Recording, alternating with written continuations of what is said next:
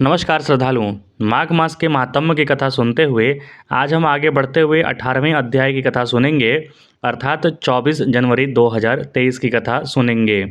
17वें अध्याय में हमने पढ़ा था कि किस प्रकार कांचन मालिनी ने अपने जो पुण्य अर्जित किया था उसका थोड़ा सा हिस्सा राक्षस को देकर उसे मुक्ति दिलाई थी, उसे स्वर्ग की प्राप्ति कराई थी।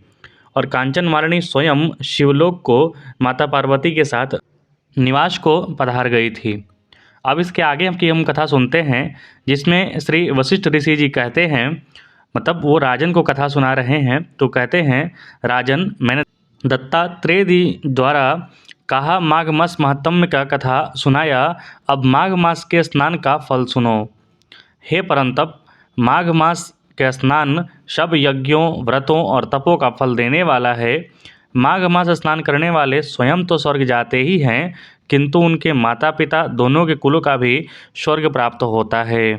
जो माघ मास में सूर्योदय के समय नदी आदि में स्नान करता है, उसके माता पिता के 7 कुलों की पीढ़ी स्वर्ग को प्राप्त होती है। माघ मास में स्नान करने वाले दुराचारी और कुकर्मी मनुष्य भी पापों से मुक्त हो जाते हैं, और इस मास में हरि का पूजन करने वाले पाप समुदाय से छूटकर भगवान के सदृश शरीर वाले हो जाते हैं। यदि कोई आलस से भी माघ में स्नान करता है, उसके भी सब पाप नष्ट हो जाते हैं। जैसे गंधर्व कन्याएं राजा के श्राप से भयंकर कल को भोगती हुई लोमस ऋषि के वचन से माघ में स्नान करने से पापों से छूट गई थी। यह वार्ता सुनकर राजा दिलीप विनय से पूछने लगे कि हे गुरुदेव, ये कन्याएं किसकी थीं? उनको कब और कैसा श्राप मिला था? उनके नाम क्या थे? ऋषि के वाक्य से कैसा श्राप मुक्त हो गई और उन्होंने कहाँ स्नान किया था? आप विस्तार पूर्वक सब कथा कहिए। वशिष्ठ जी कहने लगे, हे राजन, जैसे अरणि से स्वयं अग्नि उत्पन्न होती है, वैसे ही यह कथा धर्म और संतान उत्पन्न करती है। हे राजन, सुख संगीत नामक गंधर्व की कन्या का नाम विमोहिनी था। सुशीला तथा स्वरवेदी की सुंबरा, चंद्रकांत की सुतारा तथा सुप्रभा की कन्या चंद्रिका, ये 5 सब समान आयु वाली तथा चंद्रमा की जैसी कांति वाली और सुंदर थी। जैसे रात्रि को चंद्रमा शोभायमान होता है, वैसे ही पुष्प की कलियों के समान खिली हुई अप्सराएं थीं। ऊंचे पयोधर वाली पद्मिनी, वैशाख माह की कामिनी, यौवन दिखाती हुई नवीन पत्तों वाली लता के सदृश, गोरे रंग सोने के सदृश चमकती हुई और सोने के आभूषण पहने, अलंकारों से सुशोभित, सुंदर वस्त्र धारण किए हुए, अनेक प्रकार के गाने और वीणा तथा बांसुरी अथवा दूसरे बाजे में प्रवीण और ताल, स्वर तथा नृत्य कला में निपुण थी। इस प्रकार ये कन्याएं क्रीड़ा करती हुई कुबेर के स्थान में विचरती थीं। एक समय कौतूहलवश माघ मास में एक वन से दूसरे वन में विचरती हुई मंदिर के पुष्प तोड़कर सरोवर पर गौरी पूजा के लिए गई। स्वच्छ जल के सरोवर से स्नान करके वस्त्र धारण कर मौन हो बालू मिट्टी की गौरी बनाकर चंदन, कपूर, कुमकुम और सुंदर कमलों से उपचार सहित पूजन करके ये 5 कन्याएं ताल नृत्य करने लगी। फिर ऊंचे गांधार स्वर में सुंदर गीत गाने लगी। जब ये कन्याएं गाने और नाचने में लीन थी, तब अच्छोदक नामक उत्तम तीर्थ में वेदनिधि नाम के मुनि के पुत्र अग्निप ऋषि स्नान को गए। वह युवा ऋषि सुंदर मुख, कमल सदृश नयन, विशाल छाती, सुंदर भुजाओं वाला दूसरे कामदेव के समान था।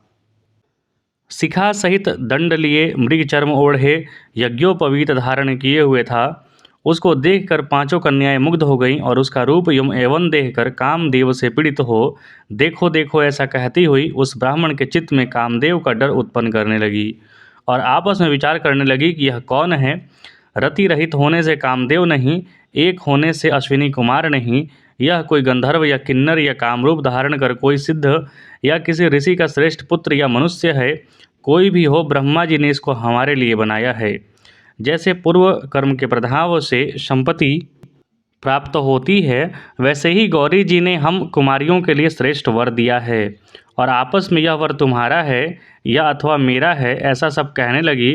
जिस समय उस ऋषि पुत्र ने अपना मध्याह्न की क्रिया करके ऐसा वचन सुने, वह सोचने लगा कि यह तो बड़ी समस्या उत्पन्न हो गई। ब्रह्मा, विष्णु, महेश आदि देवता तथा बड़े योगेश्वर भी स्त्रियों के भ्रमजाल में मोहित हो गए हैं। इनके तीक्ष्ण बाणों से किसका मनरूपी हिरण घायल नहीं हो सकता। जब तक नीति और बुद्धि रहती है तब तक पाप से भय बना रहता है। जब तक तप की गंभीरता रहती है यम विधि का पालन होता है। जब तक मनुष्य स्त्रियों के काम रूपी बाणों से बीघा नहीं जाता, ये मुझे उन्मत्त और मुग्ध कर रही हैं। किन गुणों से धर्म की रक्षा हो सकती है? स्त्रियों के मांस, रक्त, मल, मूत्र से बने घृणित और अशुद्ध शरीर में कामी लोगों की ही सुंदरता की कल्पना करके रमण कर सकते हैं। शुद्धि बुद्धि वाले महात्माओं ने स्त्रियों के पास रहना कष्टकारक कहा है। सो अब वापस घर चलना चाहिए। अतः जब तक वह उसके पास गई, वह योग बल से अंतर्ध्यान हो गया।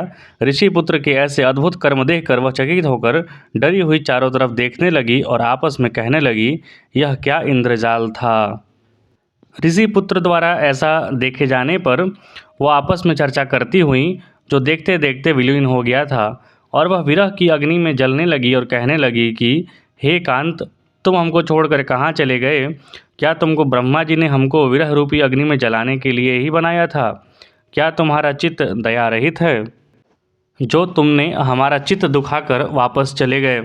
क्या तुमको हमारा विश्वास नहीं? क्या तुम कोई मायावी हो या बिना किसी अपराध के हम लोगों पर क्यों क्रोध करते हो? हे हृदयेश्वर, तुम्हारे बिना हम नहीं जीवेंगे। जहाँ पर तुम आए हो वहीं पर हमें शीघ्र ले चलो। हमारा संताप हरो और हमको दर्शन दो, दया करो। सज्जन लोग किसी का नाश नहीं करते।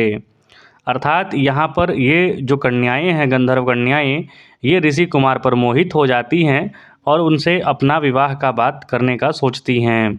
इस प्रकार ये 18वां अध्याय यहीं पर समाप्त होता है, जिसमें हमने सुना कि किस प्रकार ऋषि वशिष्ठ जी, जो भगवान राम के वंशज थे दिलीप राजा, उनको कथा सुना रहे हैं माघ मास के महात्म्य की।